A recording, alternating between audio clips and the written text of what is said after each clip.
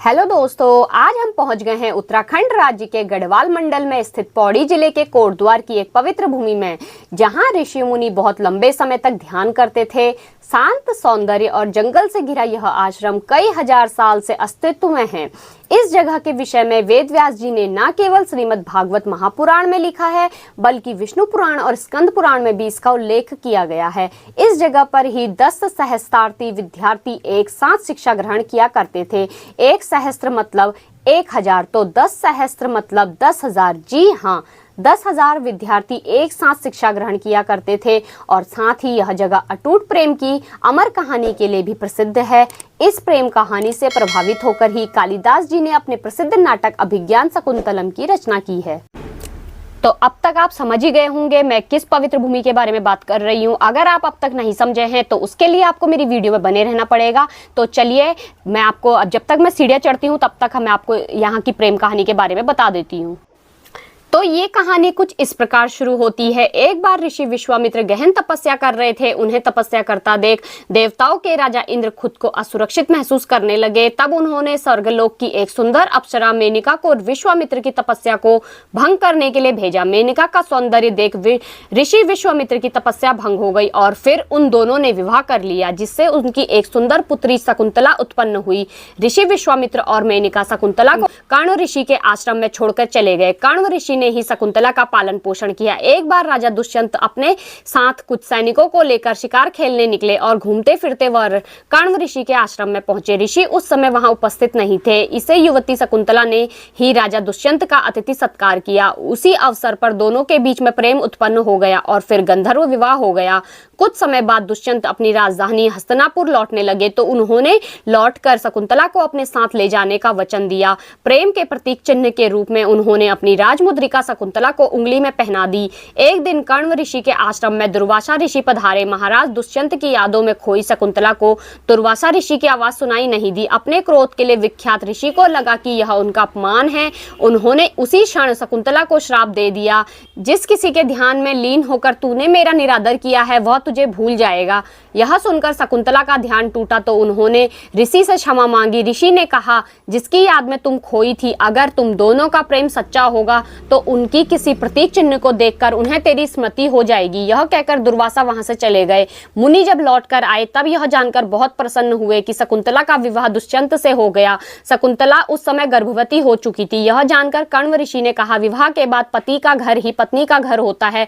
यह कहकर कर्ण ऋषि ने शकुंतला को अपने शिष्यों के साथ हस्तिनापुर भिजवा दिया। रास्ते में आचमन करते वक्त शकुंतला की अंगूठी पानी में गिर गई और एक मछली ने उसे निगल लिया। कर्ण ऋषि के शिष्यों के साथ शकुंतला महाराज दुष्यंत के दरबार में पहुंची। दुर्वासा ऋषि के श्राप के कारण दुष्यंत उन्हें भूल चुके थे। उन्हें साथ बिताए पल का कुछ भी याद नहीं था। वह शकुंतला को भला बुरा कहने लगे। उस समय शकुंतला की माता मेनका प्रकट होती है और शकुंतला को कश्यप ऋषि के आश्रम में छोड़कर चली गई। जिस मछली ने शकुंतला की अंगूठी को निगला था, एक दिन वह मछली मछुआरों के जाल में फंस गई। जब मछुआरों ने उसे काटा तो उसके पेट से अंगूठी निकली। मछुआरों ने देखा कि यह अंगूठी तो राजमुद्रिका है, इसलिए उसे लेकर महाराज को भेंट करने राजमहल पहुंच गया। अंगूठी को देखते ही महाराज दुष्यंत को सब कुछ याद आ गया और तब उन्होंने अपने किए पर पश्चाताप होने लगा और शकुंतला की तलाश में जुट गए, किंतु वे उसे ढूंढ न सके। स्वर्ग में देवासुर संग्राम छिड़ा हुआ था। देवराज इंद्र के निमंत्रण पर राजा दुष्यंत उनकी सहायता हेतु इंद्र की नगरी अमरावती गए। युद्ध में विजय होने के उपरांत वे आकाश मार्ग से वापस लौट रहे थे कि उन्हें कश्यप ऋषि का आश्रम दिखाई पड़ा और वे उनके दर्शन के लिए रुक गए। आश्रम के आंगन में राजा दुष्यंत एक सुंदर बालक को खेलता जिसे देखकर उनका प्रेम उमड़ आया। वे उसे गोद में उठाने के लिए जैसे ही आगे बढ़े, शकुंतला की सखी ने उन्हें रोकते हुए कहा, राजन, इस बालक को ना छुए। जो भी इसे छुएगा उसकी भुजा में बंधा काला धागा नाग बनकर उसको डस लेगा। किंतु राजा दुष्यंत स्वयं को रोक ना सके और बालक को अपनी गोद में उठा लिया। गोद में उठाते ही बालक की भुजा में बंधा काला धागा टूटकर गिर पड़ा। शकुंतला की सखी को ज्ञात था कि जब भी बालक का पिता उसे अपनी गोद में उठाएगा तो उसकी भुजा में बंधा काला धागा टूटकर गिर जाएगा। उसने जाकर शकुंतला को पूरी बात बता दी। शकुंतला राजा दुष्यंत के पास गई तो वे उसे पहचान गए। क्षमा याचना कर उन्हें उसे राजमहल चलने को कहा। शकुंतला मान गई। फिर कश्यप ऋषि की आज्ञा लेकर वे हस्तिनापुर लौट आए। इस तरह दोनों की प्रेम कहानी पूर्ण हुई। दोनों के पुत्र का नाम भरत था, जो आगे चलकर एक पराक्रमी राजा हुआ और उसके नाम पर भारत का नाम भारतवंश पड़ा। तो राजा दुष्यंत और शकुंतला की प्रेम कहानी सुनाते सुनाते मैं ऊपर राजा भरत की जन्मस्थली में पहुंच चुकी हूं और मैं यहाँ के कुछ और भी बातें हैं जो मैं आपको बताऊंगी। तो कभी बद्री केदार धाम की यात्रा कर्ण आश्रम से शुरू होती थी, लेकिन आज महर्षि कर्ण की तपोस्थली और चक्रवर्ती सम्राट भरत की जन्मस्थली कर्ण आश्रम गुमनामी में है। अपनी पहचान को मोहताज बना ऐतिहासिक कर्ण आश्रम का अतीत उतना ही स्वर्णिम था। यही कारण था कि एक समय में कर्ण आश्रम का महत्व कुंभ नगरी हरिद्वार से भी कहीं ज्यादा हुआ करता था। दरअसल हिंदुओं के पवित्र तीर्थ कहे जाने वाले बद्री और केदार की तीर्थ यात्रा इसी कर्ण आश्रम से शुरू हुआ करती थी। यही मालिनी नदी के किनारे बसे कर्ण आश्रम में तीर्थ श्रद्धालुओं का महाकुंभ भी हुआ करता था। महर्षि कर्ण की तप स्थली और देश के नामदेव चक्रवर्ती सम्राट भरत की जन्मस्थली कर्ण आश्रम आज भले ही गुमनामी के साये में हो, लेकिन इसका अतीत उतना ही स्वर्णिम था। दरअसल एक समय था जब हिंदुओं के पवित्र तीर्थ बद्री और केदार धाम की तीर्थ यात्रा देश विदेश से श्रद्धालु यहीं से किया करते थे। उत्तराखंड के इतिहास लिखने वाले इतिहासकार शिव प्रसाद दबडाल ने भी 19वीं शताब्दी तक कोटद्वार के पास कर्ण आश्रम से ही बद्री केदार की तीर्थ यात्रा के प्रारंभ होने का जिक्र किया है। दरअसल पूर्व में हरिद्वार का इतना महत्व नहीं था जितना कर्ण आश्रम का था, और इसलिए तीर्थ श्रद्धालु अनूपनगर, जो आज लाल ढाक के नाम से जाना जाता है, होते हुए पैदल चौकी घाटा कर्ण आश्रम पहुंचते थे। यहाँ रात्रि विश्राम के बाद द्वारी खाल, बिलखेत, श्रीनगर होते हुए पैदल बद्री केदार के दर्शन के लिए पहुंचते थे। इतना ही नहीं, 1624 में जेसुयट पादरी इंद्रा इसी मार्ग से बद्री होतनाथ होते हुए तिब्बत में छपराण मंडी तक पहुंच गए थे, जिसके 2 साल बाद 1626 में कैप्टन हार्डविक भी श्रीनगर से कर्ण आश्रम होते हुए हरिद्वार पहुंचे थे। 16वीं और 17वीं शताब्दी में यूरोपियन यात्री ने भी इस यात्रा मार्ग का अपने स्मरणों में जिक्र किया है। 1790 में फ्रांसिस डेनियल ब्रदर्स भी लाल डाक कर्ण आश्रम द्वारी खाल, बिलखेत, श्रीनगर होते हुए पैदल बद्रीनाथ पहुंचे थे। हालांकि समय के साथ ही यह पैदल मार्ग भी उतना ही अतीत का हिस्सा बन गया है, लेकिन सरकार चाहे तो इन मार्गों को ट्रैकिंग रूट के रूप फिर से इसके खोए हुए वैभव को वापस लौटा सकता है। तो यहाँ पर कर्ण आश्रम समिति द्वारा एक बोर्ड लगाया गया है। वो इसलिए लगाया गया है ताकि यहाँ पे कुछ जो जानकारी है वो आप सभी से साझा की जाए। तो चलिए मैं आपको इसको पढ़कर बताती हूँ। तो चक्रवर्ती सम्राट भारत की जन्मस्थली, तो यहाँ पे जो है ना संस्कृत पे एक श्लोक लिखा गया है। वो श्लोक जो है, मेरी संस्कृत बहुत वीक है तो इस वजह से मैं उसे नहीं पढ़ पा रही हूँ, तो मैं आपको इसका बता देती हूँ कि जो ये श्लोक है ना, ये विष्णु पुराण के 2 खंड के 3 अध्याय के पहला श्लोक है इसका। तो इसका जो हिंदी अनुवाद है वो मैं आपको पढ़ के सुनाती हूँ। समुद्र के उत्तर में तथा हिम से ढके पर्वतों के दक्षिण में स्थित वो भूभाग है जहाँ राजा भरत के वंशज निवास करते हैं। हिमालय की अनंत पर्वत श्रृंखलाओं में शिवालिक पर्वत श्रेणियों से उदित पवित्र मालिनी नदी के तट पर स्थित कर्ण आश्रम एक विश्वविख्यात आध्यात्मिक तथा बौद्धिक केंद्र था, जहां 10 सहस्त्रार्थी विद्यार्थी कुलपति कण्व के मार्गदर्शन में शिक्षा ग्रहण करते थे। कर्ण आश्रम का वर्णन भारत के प्राचीन ग्रंथों, पुराणों, महाभारत तथा इस देश में जन्मे सबसे महान कवि तथा नाटककार महाकवि कालिदास की रचनाओं में जीवांत मिलता है। स्कंद पुराण में कर्ण आश्रम का वर्णन कुछ इस प्रकार है कि जो कर्ण आश्रम यहाँ से नंदगिरी पर्वत तक विस्तृत है, वह एक परम पूज्य स्थान है तथा भक्ति, योग्य व मोक्ष का केंद्र है।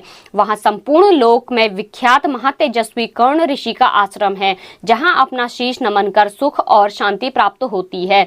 यह वही स्थान है जहाँ राजा दुष्यंत का महर्षि कर्ण की पाल्य पुत्री शकुंतला से परिचय होता है। उसके सौंदर्य, संस्कारों तथा गुणों से प्रभावित होकर उससे गंधर्व विवाह करते हैं। कालिदास ने अपनी रचना अभिज्ञान शकुंतलम को इस प्रेम कथा पर आधारित किया था।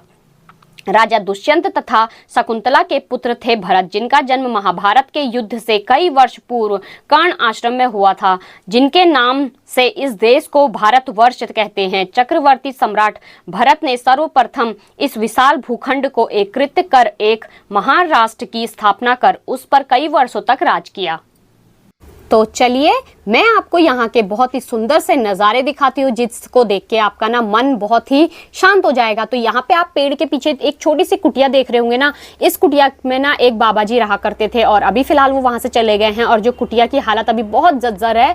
तो चलिए मैं आपको अभी फिलहाल यहाँ से और कुछ सुंदर सुंदर नज़ारे दिखाते हैं। और यहाँ पे आप देख रहे होंगे, यहाँ पे एक ये पत्थर रखा हुआ है, ये ना खुदाई में, यहीं पे खुदाई पे निकला हुआ है और ये सालों पुराना पत्थर है। इसमें जो आकृतियां बनी हुई हैं ये सालों पुरानी है, ऐसा कहा जाता है। और ऐसा भी कहा जा रहा है कि अगर यहाँ पे खुदाई अभी भी की जाए तो यहाँ से अभी भी बहुत ही सुंदर सुंदर आकृति वाले पत्थर निकलेंगे। यहाँ पे फिलहाल ये 2 ही पत्थर मिले थे और यहाँ पे एक शेर बैठा हुआ आप देख रहे होंगे ना, तो इस शेर की भी एक कहानी है। उसके लिए आपको मेरी वीडियो में बने रहना पड़ेगा, कहानी सुननी है तो चलिए मैं अभी आपको और भी यहाँ पे कुछ दिखाती हूँ, जिसके लिए मैं आप यहाँ पे आई हूँ। तो यहाँ पे ना एक बहुत सुंदर स्मारक बना हुआ है, तो उस स्मारक को दिखाने के लिए मैं ऊपर आई थी और आपको दिखाती हूँ कितना सुंदर स्मारक है। यहाँ पे लोग इसी को देखने यहाँ पे आते हैं और यहाँ का जो शुद्ध वातावरण है ना, उसके लिए भी यहाँ पे लोग बहुत ज़्यादा आते हैं। यहाँ पे मन को बहुत शांति मिलती है। तो चलिए मैं आपको अभी फिलहाल यहाँ का स्मारक दिखाती हूँ। तो ये देखिए, अभी फिलहाल यहाँ पे ताला लगा हुआ है ना, लेकिन फिर भी कभी कभी ये खुलता है। तो यहाँ पे आप देखिए, जो आप व्हाइट दाढ़ी वाले देख रहे हैं ना, ये हैं महर्षि कर्ण, है ना, जो ये कर्ण ऋषि हैं। यहाँ पे देखिए, मैं आपको साफ से दिखाने की कोशिश करूंगी। इनके देखिए जो मूर्ति बनी हुई ना, उसके नीचे लिखा भी है, ठीक है। और जो उनके बगल में बैठे हुए हैं वो हैं कश्यप ऋषि, जिन्होंने भरत का लालन पालन किया था, ठीक है। तो ये हैं महर्षि कश्यप। और अभी मैं आपको और भी दिखाती हूँ। इस स्मारक के अंदर बहुत सारी मूर्तियां हैं। तो ये देखिए, यहाँ पे है राजा दुष्यंत और शकुंतला, जिनकी की मैंने अभी आपको लव स्टोरी सुनाई और इन्हीं की अमर प्रेम कहानी है और वो आपने अभी सुनी ली मेरी वीडियो में। तो ये हैं इनकी स्मारतियां बनी हुई हैं, देखिए कितनी सुंदर सुंदर स्मृतियां बनी हुई हैं। और ये हैं हमारे राजा भरत। तो आप देखिए, ये इनके बचपन की फोटो है, मतलब जो मूर्ति बनाई है वो बचपन की बनाई है। तो देखिए, जब राजा भरत इतने छोटे से थे तभी उन्होंने शेर के मुंह में हाथ डाल के उसके सारे दांत गिन लिए थे। तो आप इनकी उससे पता लगा सकते हैं कि राजा भरत कितने तेजस्वी और वीर थे, है ना। तो ये इतना सुंदर नजारा है। तो देखिए आप, और जो भारत, हमारा जो देश का नाम भारतवर्ष पड़ा ना, तो जो वर्ष नाम है ना, ये संस्कृत शब्द है और वर्ष का मतलब होता है एक इलाका। तो जो राजा भरत का है, ये पूरा इलाका राजा भरत का हुआ करता था, इसीलिए हमारे देश का जो नाम है वो भारतवर्ष पड़ा हुआ है। तो आपको मेरा यह वीडियो कैसा लगा कमेंट बॉक्स में कमेंट करके जरूर बताएं। अगर आपको मेरा वीडियो अच्छा लगा तो मेरी वीडियो को लाइक करें, ज्यादा से ज्यादा शेयर करें। तो चलिए मिलते हैं अपने नेक्स्ट व्लॉग में, बाय बाय।